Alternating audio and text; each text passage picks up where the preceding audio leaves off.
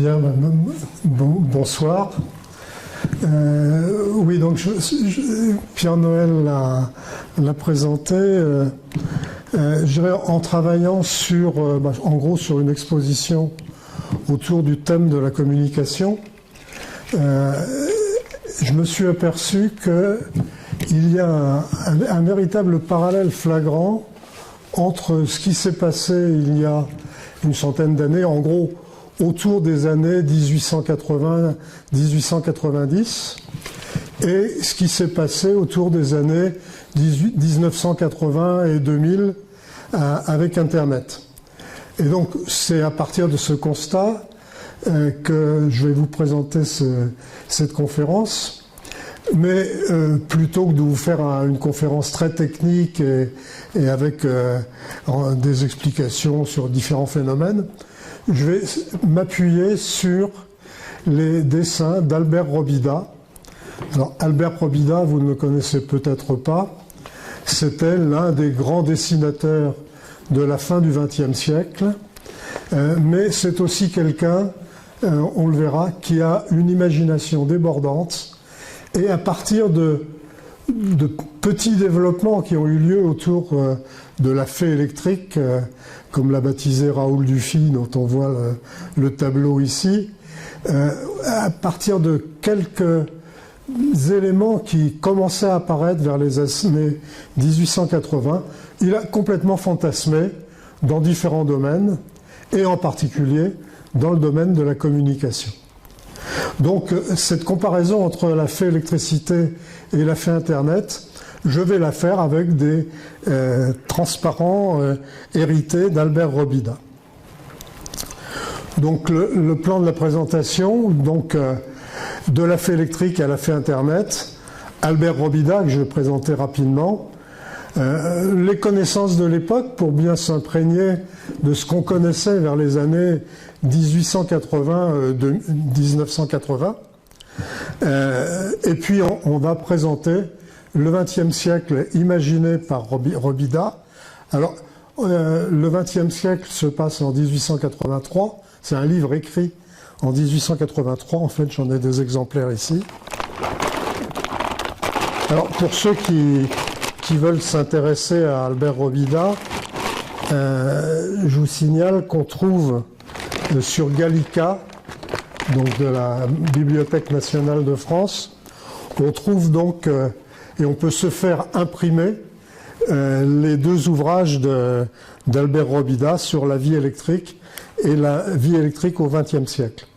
Et ça pour 30 €, je crois, chaque livre.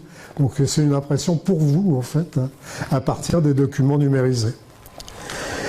Et puis, on terminera par, effectivement, quelques éléments sociétaux. Je ferai une petite intervention sur quelqu'un qui est aussi considéré comme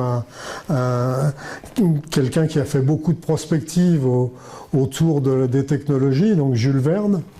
En fait, il y a une énorme différence entre Jules Verne et Robida.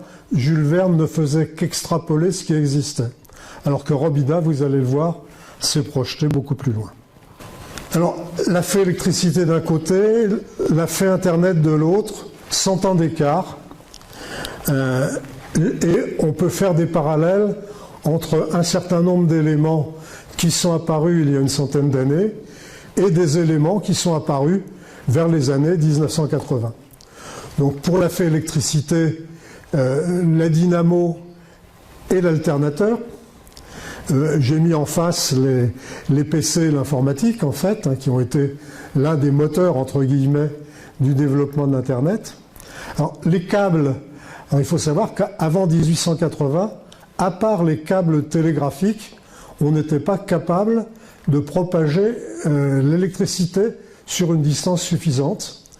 Et donc, c'est en 1880 qu'on voit apparaître des distances qui vont aller de plus en plus loin, mais aussi des tensions qui vont monter de plus en plus haut. Et en parallèle, si vous me reprenez en 1980, l'apparition des câbles optiques avec le même phénomène, la distance qui est de plus en plus longue, et puis les capacités qui sont de plus en plus grandes. Donc l'autre élément en 1880, ce sont les moteurs. Et le moteur de l'Internet, c'est ce qu'on appelle le protocole IP. Donc je ne vais pas entrer dans la technique, mais c'est la base même du réseau Internet. Et c'est lui qui est en gros le moteur c'est lui qui permet en particulier les aiguillages dans le réseau. Et donc on peut considérer que c'est le moteur de ce réseau. Un autre élément commun aux deux innovations, la variété des applications dans le domaine de l'électricité. Effectivement, tout le début du XXe siècle a été une débauche d'innovation dans le domaine électrique, que ce soit chez le particulier, mais bien évidemment dans le domaine industriel. Et parallèlement, du côté Internet, effectivement, une variété des applications que vous connaissez bien aujourd'hui, mais qui ont un phénomène de développement assez comparable. Et derrière l'électricité et les premiers pas de l'électricité vers 1880, on voit se développer l'un des grands vecteurs de développement industriel du XXe siècle au niveau de l'électricité. Et de même, on voit au niveau d'Internet le moteur de l'énorme développement de services dont on n'en a vu pour l'instant que les premiers pas. Ensuite, apparaît un phénomène qu'on peut qualifier de social. Dans le cas de l'électricité, il y a eu les enthousiastes de l'électricité, on en reparlera à la fin, et puis il y a aussi les gens qui ont eu peur de l'électricité. Il est probable, du reste, que si aujourd'hui on se mettait à développer l'électricité, compte tenu des dangers que cela représente, avec le fameux principe de précaution, on n'aurait pas vu l'électricité se développer. Et du côté Internet, on a les enthousiastes d'Internet, et puis on a les craintifs et ceux qui ont peur d'Internet, etc. Et le lien entre les deux, en quelque sorte, c'est qu'Albert Robida, dans ses dessins, dans ses écrits, dans ses projections, alors il se projette en l'année 1953, Internet ça s'est passé un peu plus tard, mais ces projections ne font que rêver les usages qu'on verra sur Internet. Alors Albert Robida, vous voyez qu'il a une bonne bouille, hein, il est né en 1846. Alors au départ, il devait être notaire, je crois, oui, et il abandonne le notariat pour intégrer un journal qui s'appelait La Caricature, où c'est là qu'il va réellement forger sa capacité de dessin. Alors c'est un dessinateur extrêmement prolixe. Il a dessiné ses propres ouvrages, mais aussi il a aussi dessiné beaucoup d'ouvrages d'autres auteurs. Aujourd'hui, quand vous trouvez par hasard dans une brocante un ouvrage illustré par Robida, s'il a la chance d'être ancien, achetez-le très vite à 10 € et puis vous pourrez le revendre entre 400 et 1000 €. Mais ça arrive en fait parce que les gens ne connaissent pas forcément la valeur d'Albert Robida. Et donc c'était aussi un journaliste, un romancier, et il a écrit en particulier des romans d'anticipation, donc le XXe siècle en 1883, la guerre au XXe siècle, alors c'est absolument époustouflant, j'ai en donné quelques croquis, mais vous le verrez tout à l'heure, et puis le XXe siècle, la vie électrique, qui est en quelque sorte un remake du premier livre, mais avec des développements et des dessins nouveaux. Alors c'est quelqu'un qui a beaucoup voyagé, et là j'ai extrait de cet ouvrage, alors ça s'appelle la vieille France en fait, hein, en 12 volumes, et il y a 2 volumes sur la Bretagne, et donc ces dessins-là, alors j'ai aussi les escaliers de Brélévenez, etc. Donc vous avez la chapelle de la Clarté. Alors ça, le deuxième est intéressant parce que c'est sur le port, oui, à Lannion sur le port. Et la maison en question, elle existe toujours, mais il y a un certain nombre de choses qui ont disparu. Et puis la troisième, c'est la place du centre, qui finalement n'est pas très différente de ce qu'on a aujourd'hui. Alors je signale que Robida avait une méthode très particulière pour aller en vacances avec ses enfants. Il prenait une carte de France, il bouchait les yeux d'un de ses enfants et le gamin pointait son doigt à un endroit. C'est comme ça qu'un jour ils sont venus à Tréguier en vacances. Et donc il y a beaucoup dans ce livre de dessins sur Tréguier. Et du reste, Tréguier avait fait il y a une quinzaine d'années une exposition sur Robida. Donc les deux ouvrages qui sont là, donc, dont j'ai extrait pas mal de dessins, c'est Le XXe siècle, le premier en 83, et La vie électrique en 90. Alors, je vais balayer assez rapidement pour vous replonger dans le contexte des années 80-90, 1880-1890, pour voir finalement l'électricité, un phénomène qui est connu depuis longtemps, avec en particulier les fameuses piles Volta et le fait qu'on faisait gigoter des grenouilles avec de petits fils. Là. Donc il y avait des phénomènes, il y a beaucoup de scientifiques qui ont travaillé, on connaît Faraday, on connaît Ampère, etc. Mais pour le grand public, la fée électrique en question est réellement apparue en 1880 et effectivement, disons, en particulier dans une exposition universelle qui a eu lieu en 1881. Donc pour le grand public, à la fin du XIXe siècle, il découvre premièrement l'éclairage, il voit le développement des moteurs, les câbles électriques qui se développent, le téléphone qui apparaît au même moment, en 1880, le théâtrophone, on va en reparler parce que ça a été une révolution qui n'a pas eu de suite, mais qui a enthousiasmé, y compris Victor Hugo. Et parallèlement, le public découvre aussi l'image. Alors l'image fixe avec Nips et Daguerre, mais surtout pour le grand... Alors, les photos de Nips ou de Daguerre étaient quand même réservées à une clientèle très très haut de gamme, mais apparaît l'appareil Kodak, qui, je crois, on va le reverra tout à l'heure, pour 25 $, permettait de faire 100 photos, donc quelque chose d'extrêmement banalisé. Et puis, bien sûr, le cinématographe. Et un point qui est méconnu, c'est l'image qui apparaît réellement dans les magazines, avec en particulier le fameux Illustration.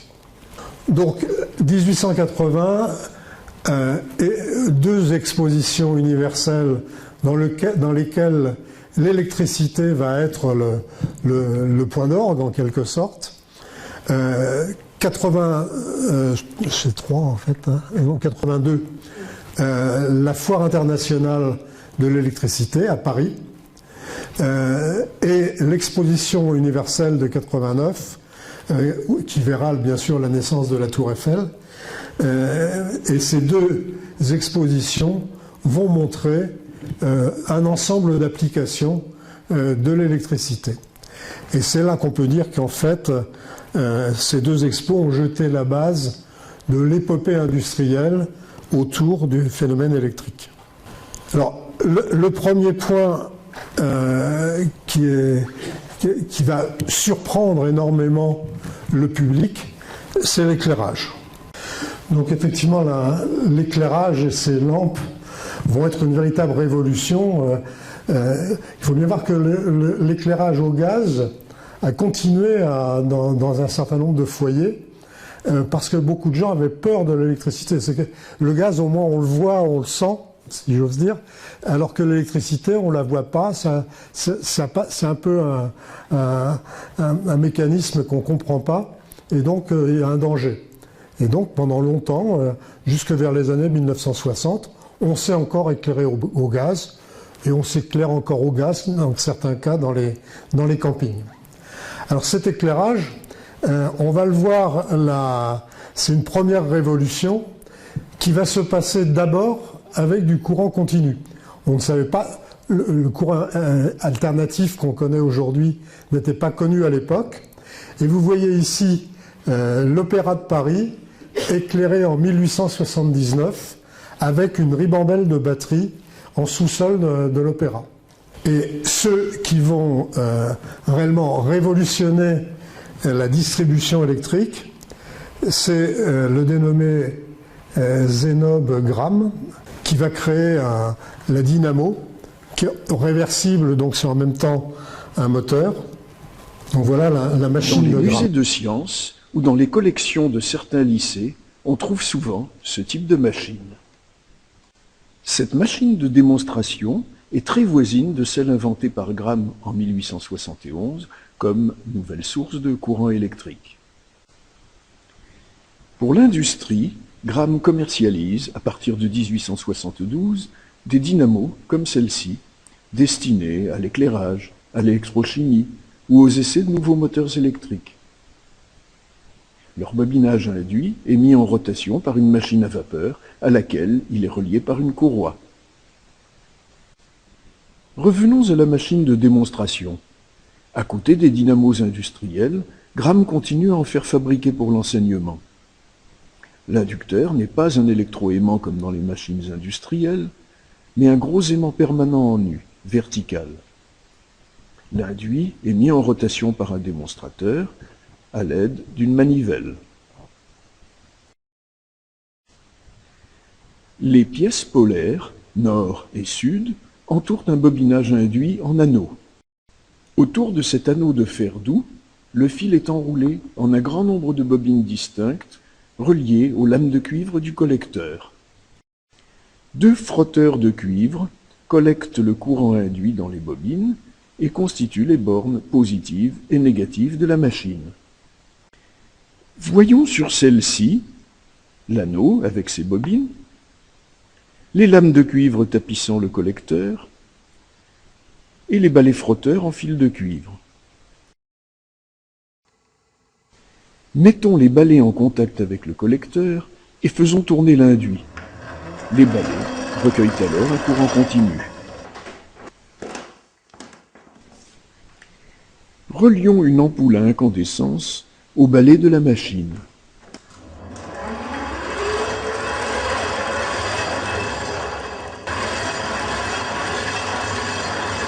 La puissance lumineuse obtenue reste faible par rapport à l'effort mécanique fourni. Le rendement énergétique est loin de celui des machines de Gramme industrielles qui pouvaient atteindre les 80%. Donc effectivement, Gramme a inventé la dynamo et le moteur par la même occasion, mais c'est avant tout Tesla qui va donner un coup de fouet à cette activité autour de l'électricité alternative en créant l'alternateur en 1890. Alors Tesla était un inventeur complètement fou. Là, vous le voyez dans son laboratoire. Alors pour certaines personnes qui ont connu le CNET, à une époque, on a fait des choses comparables pour les études sur la foudre. Mais lui, il faisait ça couramment dans son labo et ça n'avait pas l'air de le perturber autrement. Mais c'est un des grands inventeurs américains des années 90, 1890. Dans l'exposition internationale de l'électricité, on voyait une voiture électrique. Donc l'idée de la voiture électrique n'est pas récente. Hein. Il faudra simplement 130 ans pour qu'on voit réellement les premiers développements industriels. Alors un mécanisme finalement qui est difficile à comprendre aujourd'hui quand on est entouré de fils de toutes sortes, c'est qu'effectivement on ne savait pas transporter l'électricité. On savait à peine la stocker. Les piles sont apparues vers les années 1850, mais on ne savait pas la transporter. Et donc, on était capable, pour des lignes de télégraphie, à envoyer de l'information électrique à très grande distance, mais avec des tensions extrêmement faibles. Parce que je vous rappelle que le premier câble télégraphique transatlantique a été réalisé en 1857. Donc c'est vraiment un exploit technique à l'époque, mais on ne savait pas réellement faire des isolants. Et donc petit à petit, on a commencé à travailler en découvrant au fur et à mesure le gainage de plomb, l'isolation papier qui a été souvent... Moi je me rappelle de câbles chez ma grand-mère. qui était encore isolé au papier, en fait. Hein. Donc ça date des années 1950. Hein. Donc effectivement, et puis petit à petit, on a amélioré les isolants avec le caoutchouc qui est apparu à un moment ou à un autre. Donc petit à petit, la tension, les distances ont cru entre deux points, et puis les tensions elles-mêmes ont cru de plus en plus haut. Derrière, donc, comme récepteurs, les lampes et les moteurs. Et du côté du transport de l'information, c'est à peu près pareil. Avant 1980, on était capable de propager sur 2 km en gros quelques mégabits. Et avec l'apparition des câbles optiques en 1980, des diodes laser et des photodétecteurs, donc comparés à alternateurs et courants alternatifs, ce sont des distances de plus en plus grandes, puisqu'aujourd'hui on parle de plusieurs milliers de kilomètres et des capacités absolument faramineuses. Alors j'ai parlé de quelques mégabits, aujourd'hui on en est à quelques terabits, c'est-à-dire 1000 milliards de bits, donc comparé à 1 million de bits. Donc ça c'est simplement la différence en quelque sorte, hein, peu importe l'échelle, mais on est effectivement sur une évolution comparable. Alors le téléphone, il y a eu des téléphones bizarres. Alors il y en a un, on s'amuse quelquefois à le faire avec des enfants, avec 2 pots de yaourt et un bout de ficelle en fait. Hein. Eh bien ça a existé. Qu'on peut appeler le téléphone mécanique. En 1667, il a été inventé, et il y a eu plus de 300 inventions autour des capteurs, en quelque sorte, et également du fil, et puisqu'au départ c'était une ficelle, après c'était un fil de cuivre, etc. Donc en 1869, on en était à 800 mètres pour le téléphone mécanique. Et Graham Bell a commencé sa carrière, non pas avec le téléphone tel qu'on le connaît aujourd'hui, mais avec un photophone. Donc c'était la lumière, c'est intéressant par rapport à ce qu'on a fait après en communication optique. Donc le photophone qui avait une portée environ de 200 mètres. Alors le téléphone, c'est un peu comme Edison. On dit qu'Edison a inventé la lampe à incandescence. Vous avez vu que c'est pas tout à fait vrai. En fait, le téléphone a plusieurs inventeurs. Déjà, le téléphone vient d'un Français qui s'appelait Charles Bourseul, qui a écrit un article absolument incroyable en 1854 sur la transmission électrique de la parole. Mais il était ingénieur des télégraphes et on lui a demandé de retourner à ses chères études et de laisser cette idée complètement absurde de transmettre la parole sur un fil, ça n'avait aucun intérêt. Et parallèlement, en 1876, le premier téléphone, alors je ne sais pas si c'est 76 ou 71, peu importe, un Italien, Antonio Mucci, a développé le premier téléphone digne de ce nom, et il a été refusé par la Western Union. Sa paternité sur le téléphone par rapport à Graham Bell a été reconnue en 2002, et pour ceux qui le connaissent, la personne qui a fait que Antonio Mucci soit reconnu comme l'inventeur du téléphone au niveau du Congrès américain, c'est M. Catania, qui était directeur du CSELT, c'est-à-dire l'équivalent du CNET italien. Et donc, on est à peu près sûr maintenant, et le fait que le Congrès américain reconnaisse ça montre bien que Bell a purement et simplement spolié le dénommé Mucci. Alors, vous avez ici des maquettes du téléphone de Bell. Alors, un élément intéressant, donc vous allez entendre, c'est quand même historiquement intéressant, la voix de Graham Bell après 1 kilomètre de téléphone.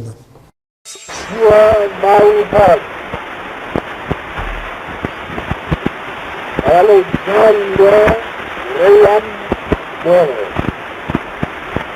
Swear by heart. Alexander Graham Bell. Donc vous voyez qu'on est loin de la hi-fi en fait. Alors le téléphone va se développer à une vitesse absolument phénoménale. Alors assez peu en France, parce que finalement la France a toujours eu un regard vis-à-vis du téléphone assez curieux, au moins les politiques. Et la Société Générale des Téléphones, qui est en gros l'ancêtre d'Alcatel en fait, va se développer en 1880 et va être missionnée par le ministère pour faire d'une part la gestion du réseau téléphonique et puis la fabrication des câbles, des appareils, etc. Et lors de l'exposition universelle, c'est la première fois que le public voyait ça. Ils ont réalisé un central téléphonique avec des demoiselles du téléphone et puis une cinquantaine de postes et on pouvait appeler d'un poste à l'autre. Chacun allait dans une cabine en fait, capitonnée du reste, pour être à l'abri des sons et on pouvait effectivement téléphoner. Et ça a eu un succès énorme. Alors, un élément quand même essentiel de l'époque, c'était les demoiselles du téléphone. Je vous rappelle qu'en France, elles ont définitivement disparu en 1970 seulement. Alors, un élément qui est tout à fait curieux, qui va à l'exposition de 83, ou 82, je ne sais plus, 83, c'était la présentation du théâtrophone de Clément Ader. Alors Clément Ader, il est connu par ses exploits dans l'aviation, mais c'était un inventeur extrêmement prolixe, et ça a eu un engouement extraordinaire. Donc la foule se précipitait et faisait les queues énormes tous les soirs pour écouter, et en fait, soit l'opéra, il y avait le choix entre l'opéra comique et la comédie française. Et donc on avait le droit, en mettant une pièce dans la fente, à 5 minutes d'opéra ou 5 minutes de la comédie française. Ça a été... Alors il y a quelqu'un qui a vécu le théâtrophone, c'est Victor Hugo. C'est très curieux, on se met aux oreilles 2 couvre-oreilles qui correspondent avec le mur, et l'on entend la représentation de l'opéra, on change de couvre-oreille et l'on entend le théâtre français, on change encore et l'on entend l'opéra comique. Les enfants étaient charmés, et moi aussi. Donc vous avez à gauche l'appareil donc avec les 2 couvre-oreilles là, en fait. En haut vous avez une salle pour écouter donc le théâtrophone, et disons en bas vous avez une opératrice qui changeait les salles en fonction de la demande. Alors autre connaissance de l'époque, l'image. Donc l'image c'est quelque chose qui est connu de tout temps. Je dirais même que les premières représentations à Lascaux ou ailleurs font partie de la première, je dirais, virtualisation de l'image. Le principe de la chambre noire est connu depuis Aristote. Il y a au XVIe siècle un moine qui a manqué d'être brûlé parce qu'il avait utilisé la chambre noire d'Aristote et qu'on voyait un personnage sur un écran. Et donc le fait de représenter un personnage sur un écran, pour l'Inquisition, c'était, disons, assimilable à de la sorcellerie. Les principes de photochimique des sels d'argent sont connus depuis le XVIe siècle. La seule chose, c'est qu'on ne savait pas les maîtriser, et en particulier les fixer. Donc les premiers inventeurs de la photographie, bon, en particulier Niepce, mais c'est probablement Daguerre qui va populariser la photographie telle qu'on la connaît aujourd'hui, avec ses daguerréotypes, parce qu'il a représenté des portraits, et c'était à l'époque tous les grands de la Terre, ou même des gens moins élevés, mais se sont fait portraiter par Daguerre et les daguerréotypes correspondants. Il y avait eu un temps de pause quand même de 2 minutes à l'époque. Alors, les procédés argentiques vont se développer et on est donc en 1800, autour de 1880, vous avez la première caméra Kodak qui est vendue d'une manière assez intéressante, un peu comme il y a eu après les appareils photo de Polaroid. Vous achetiez la boîte pour 25 $ et vous aviez un développement de 100 photos pour 10 $. Alors, je ne sais pas ce que valait le dollar de l'époque, mais peu importe. En fait, c'était à la portée de tout le monde. Et ça a été effectivement la boîte Kodak. Alors, elle a évolué par la suite, hein, mais finalement, elle n'a pas tellement changé jusqu'en 1930. Alors, la photographie à la fin du Xe siècle va aussi toucher le grand public d'une autre manière, par les journaux, et en particulier par l'illustration et l'apparition de grands photographes comme Nadar, qui vont être les premiers photographes d'art en quelque sorte connus. Et également un autre phénomène qui est apparu à l'exposition universelle de 89, c'est la carte postale, puisqu'il a été réalisé, je crois, 300 000 exemplaires de la Tour Eiffel à ce moment-là. Alors, l'image animée va arriver très très vite. Alors là, vous avez deux exemples, c'est des ancêtres du cinéma en fait. Hein. Donc le zoopratiscope de 1882 et même le premier porno d'Edward Muybridge en 79. Et bien évidemment, les premiers films sont apparus avec les frères Lumière, avec ce film célèbre, la sortie des usines Lumière en 95. Alors, et donc ces projections ont été faites dans une cave à Paris. Il y avait une dizaine de films, dont L'arroseur arrosé, L'arrivée du train à La Ciotat, je crois, etc.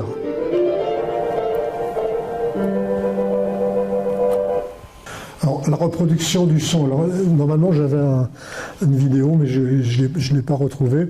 L'appareil qui est là correspond à la première voix enregistrée en 1860, et c'est au clair de la lune par Scott Martinville sur un rouleau de papier avec du charbon dessus.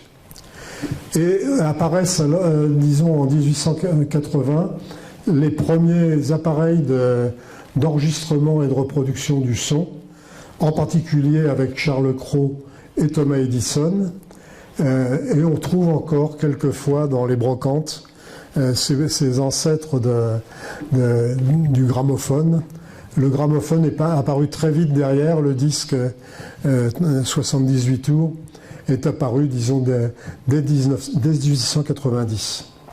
Alors maintenant, on va voir comment Albert Robida a réellement fantasmé autour de ces problèmes de l'électricité.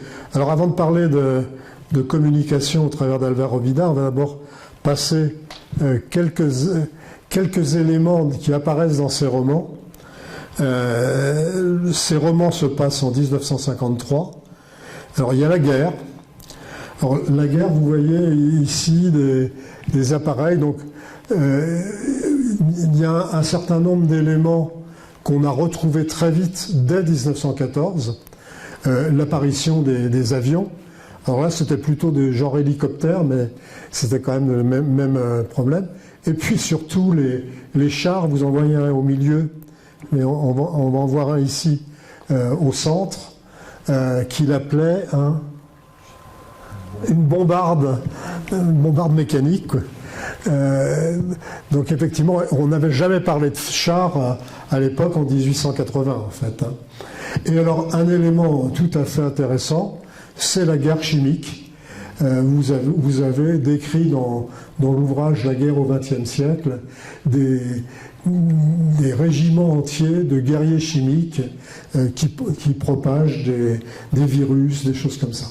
Alors sur les moyens de transport, alors Albert Robida n'avait pas prévu la voiture réellement comme moyen de transport, mais pour lui, le moyen de transport idéal, c'était l'hélicoptère personnel. Et donc, sur chaque maison à Paris, il voit des plateformes où on va atterrir avec son hélicoptère personnel.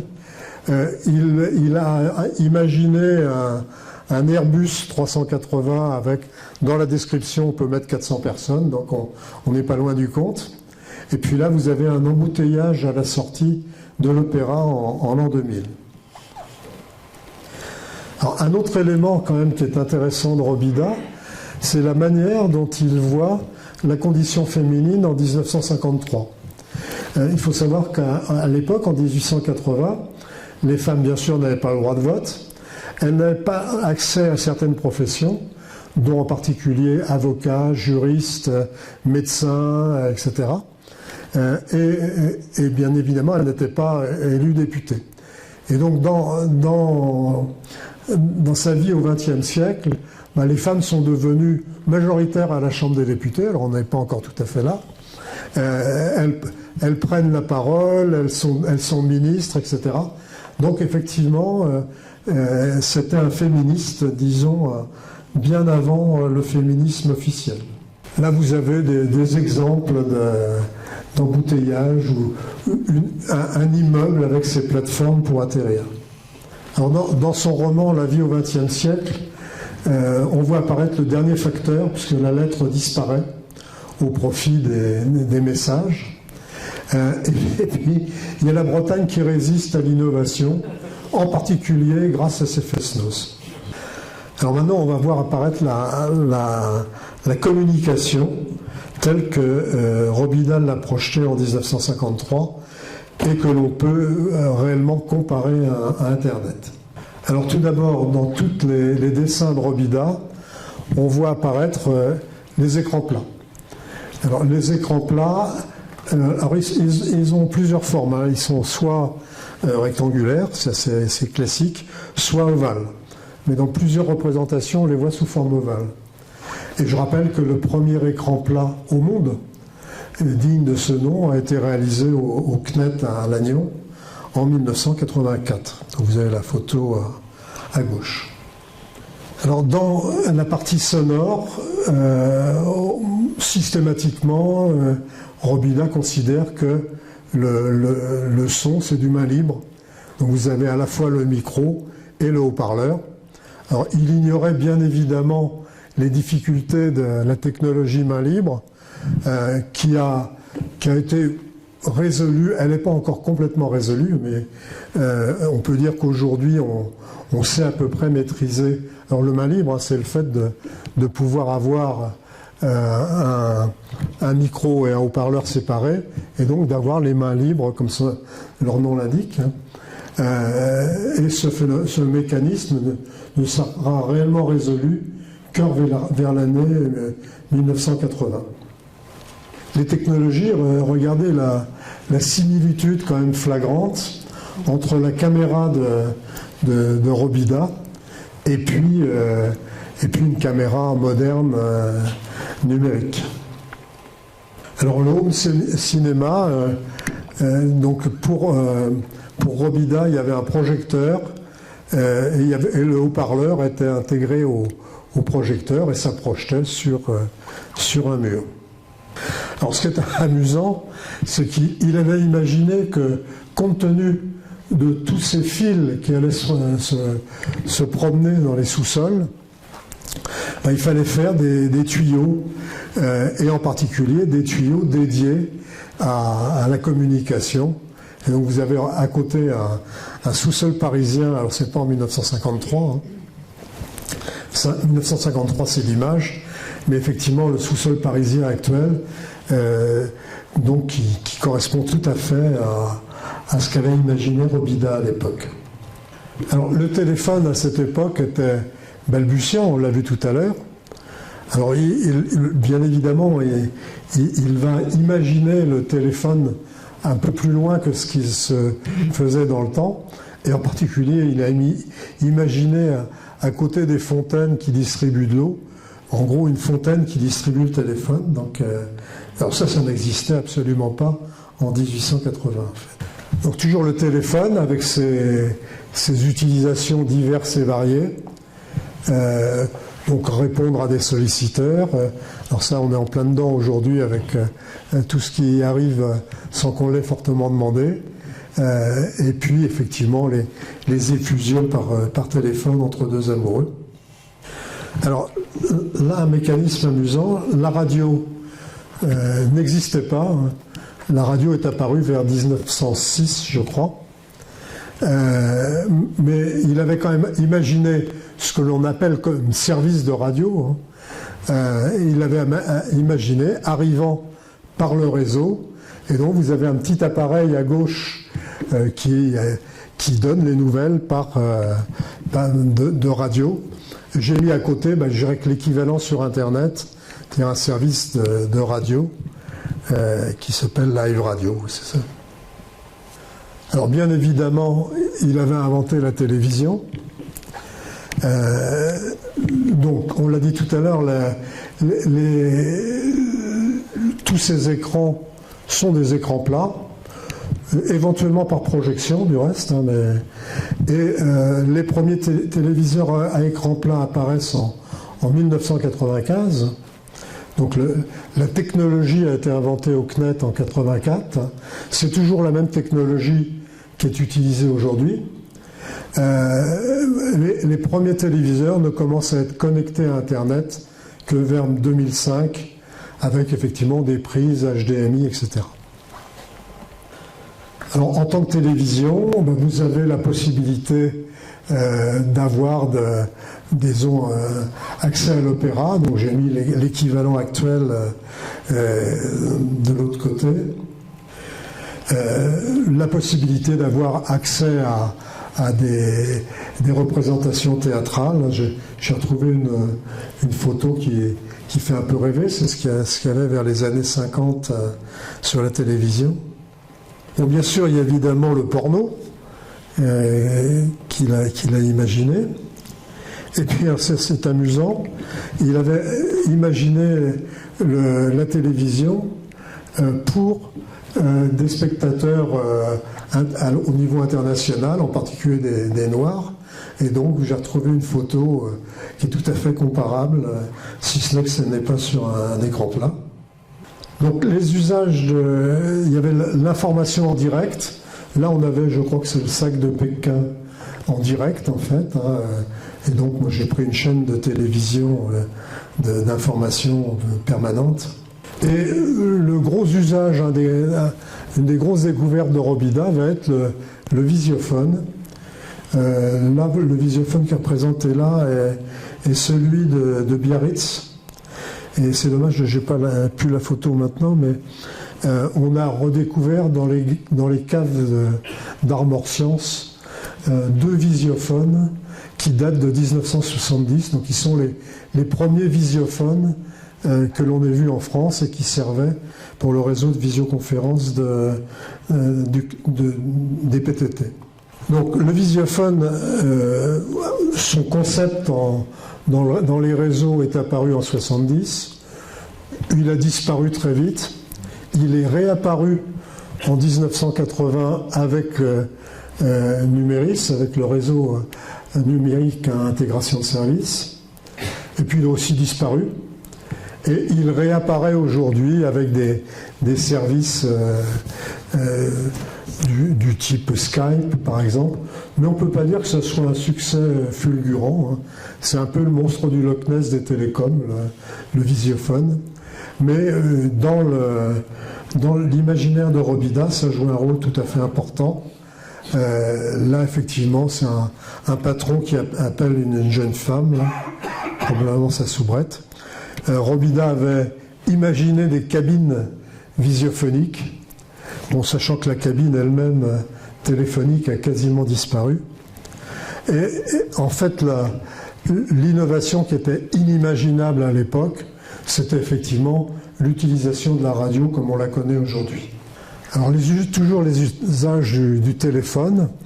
Alors, vous avez effectivement 2 amoureux et les effusions téléphonoscopiques. Et puis, Bon, un père qui est apparemment dans un pays d'Extrême-Orient, qui voit son fils au visiophone, donc un outil de lien social. Et puis, d'une manière amusante, c'est aussi, je dirais, soit une mère qui annonce à son mari qu'elle va le rejoindre rapidement, soit une scène de ménage au visiophone. Et puis, les usages en tant que télésurveillance. À gauche, un mari qui surveille les relations de sa femme, et à droite, on surveille un bébé à son berceau. Et puis il y a les bugs. Alors les bugs, c'est effectivement des sons qui partent de partout. L'image à droite, c'est une demoiselle qui se déshabille, et il y a un certain nombre de messieurs qui la voient se déshabiller. Et donc c'est une erreur de commutation. Et puis la lorgnette électronique à l'opéra. Alors ça, on était dans les services, je dirais, classiques et basiques. Maintenant, on va voir les e-services tels que Robida les a inventés. Donc d'abord, il a inventé Facebook, donc dans les relations mondaines en fait. Il a inventé le e-learning. Là, il s'agit d'une demoiselle qui suit un cours à l'université de Zurich, qui suit un cours de mathématiques. Et donc, vous avez une représentation de ce qu'on peut faire aujourd'hui dans ce domaine. On peut enseigner à distance, avec effectivement, vous voyez, un énorme haut-parleur, et puis le digne professeur qui parle. Il a inventé les e-books. La possibilité de stocker des tonnes et des tonnes de documents. Et puis le e-commerce. Vous voyez là une dame qui fait ses emplettes par télé, à côté d'un site marchand sur Internet. Dans ces images, on voit apparaître également la possibilité de suivre à distance une opération. Et donc vous avez l'équivalent dans une salle de télémédecine située à Rennes, du reste, pour suivre effectivement une opération qui a lieu ailleurs. Donc là, vous avez le service qu'on appelle Deezer sur Internet, c'est-à-dire la possibilité d'avoir accès à tout un ensemble de musique avec le personnage qui est là. Alors la vidéo à la demande, bien évidemment, donc le brave homme est dans son lit, et puis il demande, alors je ne sais plus ce qu'il est, le commutateur transportait instantanément au fond de l'Asie. Donc effectivement, on a par un commutateur la vidéo à la demande. Alors dans la vie au XXe siècle, les femmes ont pris de l'assurance, et on les voit autour, je dirais même qu'elles deviennent des utilisateurs majoritaires des outils de communication. Et il y a même prévu les intrusions, en particulier des bruits qui sortent de partout. Alors c'est pas des messages, mais ça revient à peu près au même. Et ça, c'est vraiment la bonne à tout faire, qui est le cas typique d'Internet. Donc vous pouvez choisir Chopin, Wagner, la danse, les opéras, la poésie, le roman, l'histoire, la philo. Vous avez quand même une sourdine pour arrêter le son.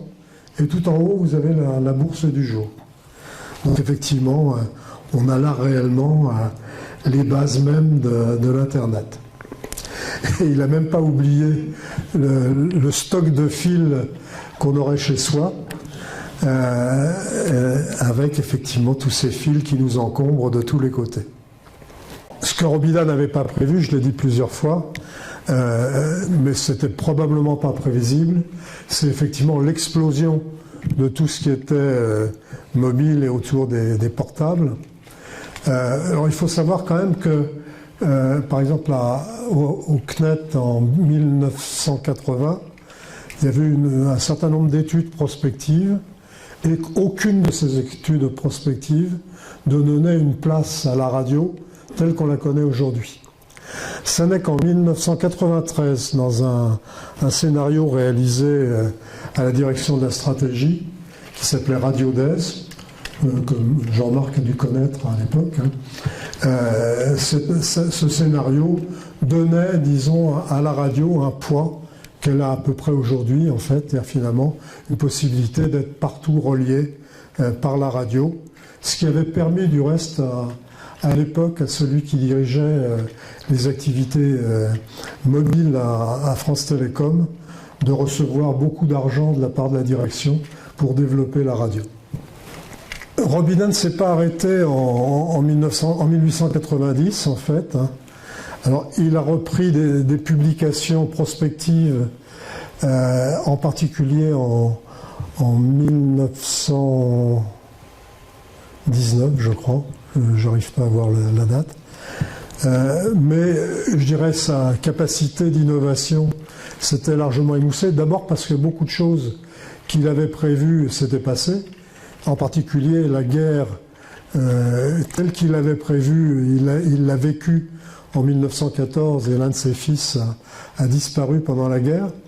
Donc effectivement, je dirais qu'il avait prévu beaucoup de choses qui effectivement sur le terrain se sont passées.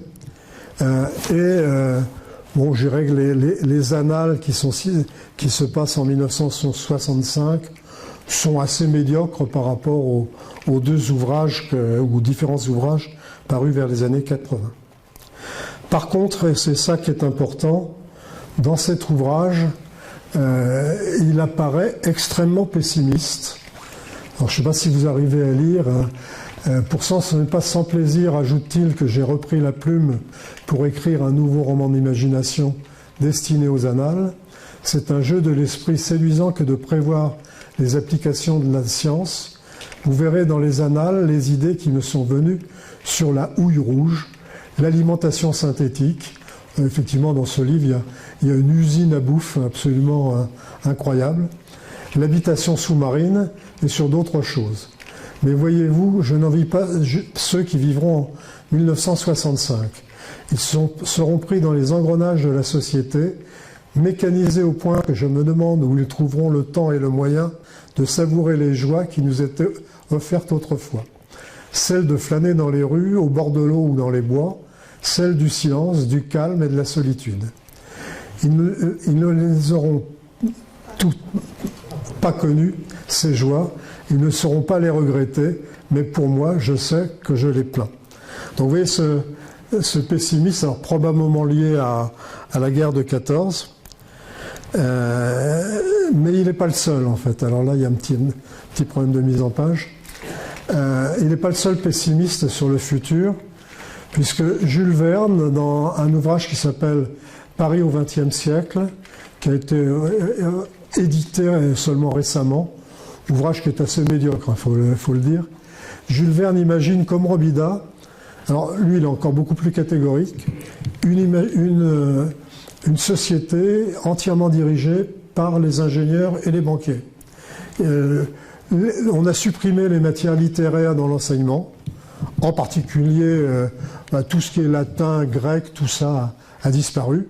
Donc ça nous ramène à des événements actuels. Et Platon, Molière, Voltaire ou même Jules Verne ne se trouvent plus dans les bibliothèques. On n'y trouve que des traités d'économie et des livres techniques et scientifiques. Alors, et la musique, vue par Jules Verne. En 1863, dans un roman qu'il intitule Paris au XXe siècle, Jules Verne dresse un portrait de ce qu'il imagine être la musique en 1960. Extrait. « Enfin, s'écria Michel, nous allons faire un peu de musique. Surtout pas de musique moderne, dit Jacques, c'est trop difficile. À comprendre, oui, à faire, non. Comment ça? Je m'explique. Assieds-toi sur le clavier. Comment ça? Assieds-toi, te dis-je. Michel se laissa choir sur les touches de l'instrument et produisit une harmonie déchirante. « Sais-tu ce que tu fais là » lui demande alors le pianiste. « Je ne m'en doute guère. »« Innocent, tu fais de l'harmonie moderne. » Puis le compositeur se met lui-même au piano. Sous ses doigts, sous ses mains, sous ses coudes, le malheureux instrument rendit des sons impossibles. Les notes se heurtaient et crépitaient comme de la grêle. Pas de mélodie, plus de rythme. Et tu comptes sur ce morceau-là, dit alors Michel. Si j'y compte, répondit le compositeur, c'est de mon temps. Je serai compris.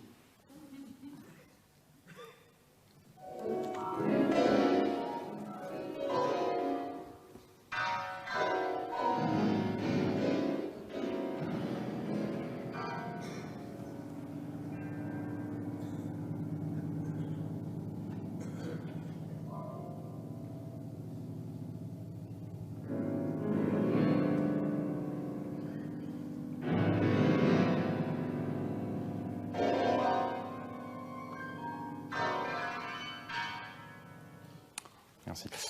Alors, il ne s'agit pas d'une adaptation cinématographique de la scène que je viens de lire, il ne s'agit pas d'une fiction donc, mais bel et bien de l'interprétation par Maurizio Pollini, très grand pianiste, d'un chef-d'œuvre incontesté de Karlheinz Stockhausen, un des plus grands génies du XXe siècle, et qui date de l'année 60, 1960, 61 exactement, année précisément où est censée se dérouler la scène de Jules Verne. Alors, le Michel dont il parle dans le livre de Jules Verne est un pur littéraire nourri de culture latine et grecque, etc., et qui se suicide parce qu'il est totalement incompris. Alors, quand on compare, pour revenir au sujet qui était le sujet de la conférence, quand on compare électricité et Internet, on a vu qu'il y a des parallèles sur les plans techniques, sur le plan des... Mais il y a aussi des parallèles sur les effets sociaux. L'engouement pour l'innovation, dans le cas de l'électricité, elle permettait l'effacement de la distinction entre le jour et la nuit. On dirait sur Internet, elle a effacé les distances. Elle rompait avec le rythme traditionnel du temps de travail et celui du sommeil. Parce qu'effectivement, avant, on allait se coucher quand il faisait nuit, pratiquement. Les jeux électriques, les devantures des grands magasins, les palaces d'une consommation d'essence, d'où débordaient des flots de lumière projetés jusque dans les rues, qui prenaient de nouvelles couleurs, semblaient promettre une vie nouvelle.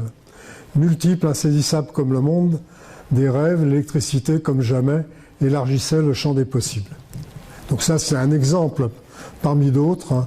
Mais j'arrive pas à retrouver le nom de l'auteur. Et puis vous aviez ceux qui avaient peur de l'électricité. La majorité des gens ne comprennent pas comment le courant électrique passe du fil à l'ampoule. Pour eux, c'est de la magie. Et tout ce qui est magique est incontrôlable, donc dangereux. Moi, j'ai connu quelqu'un, vers les années 60, qui ne serrait jamais la main à un Parisien, parce que le Parisien, il avait l'électricité chez lui. Les gens n'aiment pas avoir des fils électriques dans les murs, dans les plafonds ou sous les planchers des maisons. Plusieurs croient que l'électricité peut s'échapper des fils et faire du mal. Donc ça, c'est typique parce que si vous remplacez fil par Wi-Fi, vous aurez exactement le même type de raisonnement. Et vous avez l'équivalent sur Internet, en fait. L'Internet est extraordinaire, outil d'accès à un ensemble quasi infini de ressources. Avec Internet, nous connaissons tous. Ce monde virtuel est le paradis pour ceux qui souhaitent apprendre, améliorer leur culture, découvrir de nouveaux domaines ou encore communiquer. Donc ça, c'est réellement le b.a.-ba d'Internet. Là, je l'ai pris chez Serge Dotpatov, mais je pense qu'il y a des tas de gens qui ont écrit ça dans les journaux. Et puis, évidemment, vous avez la crainte pour les usages. Se manifeste aussi souvent une peur diffuse à l'égard de cette toile d'araignée qui pourrait les emprisonner et pourquoi pas les dévorer, à tout le moins les espionner, leur prendre leur argent, détourner leur vote. Au-delà se pose plus largement la question d'une menace sur les droits des personnes et sur la démocratie. Cette peur diffuse relève-t-elle d'un imaginaire collectif craintif et anxieux autour des systèmes et technologies de l'information et de la communication, ou est-elle liée à une méconnaissance du fonctionnement du réseau des réseaux? Donc effectivement, vous voyez, à 100 ans d'écart, on a réellement des parallèles flagrants, non seulement sur les plans techniques et technologiques, mais aussi sur le plan des réseaux. Donc voilà, j'en ai fini avec ma conférence. Donc je rappelle qu'elle était sous l'égide d'Armor Science, en fait. Et vous avez là, si vous voulez, des informations un peu plus précises ou vous posez des questions, en fait, vous pouvez nous envoyer des... Voilà. Je vous remercie de votre attention.